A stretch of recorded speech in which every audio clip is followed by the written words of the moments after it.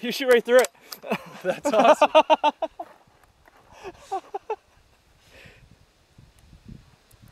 It's a multi-use target right there.